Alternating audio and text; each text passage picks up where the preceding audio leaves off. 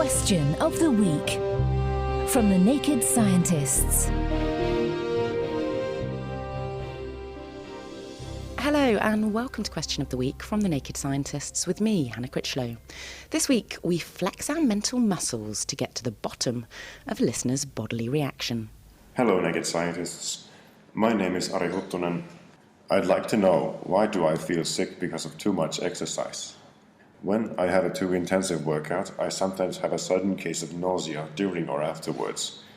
What makes this happen and what happens in the body? Poor Aru.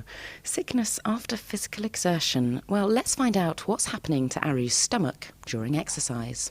So I'm David Weston, a PhD student in neuroscience at the University of Cambridge. Feeling sick after exercise is something that most of us are pretty familiar with, especially if you exercise as infrequently as I do. But why does our body and our gastrointestinal system reassert itself after a run around the block? Well, exercise is very physically demanding, and your body reacts by increasing blood flow to your muscles and your heart and your lungs and your brain to keep your body able to process energy and keep your muscles going.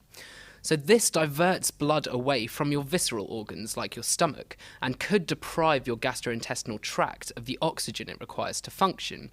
Now this symptom is called ischemia, and it's believed to be one of the reasons that you might feel sick after intense or prolonged exercise. Now, ischemia can, in very severe cases, damage the lining of your stomach and cause the bacteria in your stomach or the toxins that they produce to enter your bloodstream. So some evidence also suggests that gastrointestinal distress is caused by what you eat and drink before exercise. One study found that foods with higher fat and protein content were linked with nausea and vomiting in triathlon runners. Other studies even suggest that taking aspirin before you exercise could increase your chance of gastrointestinal discomfort. Exercise also increases the levels of hormones released in the brain that control processes like thermoregulation, so your ability to maintain your body temperature. And this drives sweat to the surface of your skin and cools you, but can also result in dehydration. So a loss of fluid can decrease your blood pressure and could lead to the kind of ischemia that I was talking about before. Thanks, David. And poor Aru is not alone in experiencing this phenomena. Jean Kennedy says that she just simply cannot do most forms of floor exercises. She apparently goes green with nausea if she does, and it can take many hours to get over it.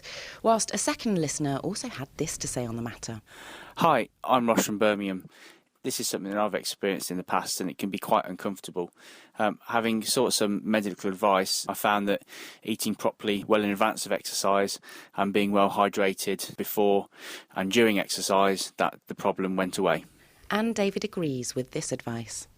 Well, current research suggests that you can reduce the likelihood of nausea and vomiting by ensuring that you don't eat 3 hours before intense exercise.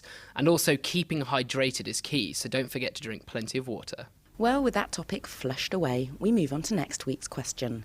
Tom O'Hurley wrote in with this. I heard a boxer say, "I knew it was time to retire when, in a fight, I saw my opening and knocked the guy out. Up until then, I had never seen the opening until my fist was coming out. What implication does this have for free will? It was his intention to knock him out, but he did it as a trained reflex before he was aware." So, is life predetermined? Or do we have control over our future? What do you think? You can send us your thoughts to studio@thenakedscientists.com. You can tweet @nakedscientists. You can write on our Facebook page, or you can join in the debate live on our forum, which is at nakedscientists.com/forum. The Naked Scientists Question of the Week, brought to you in association with the Houter Wisman Foundation, supporting science and education from Alpha to Omega.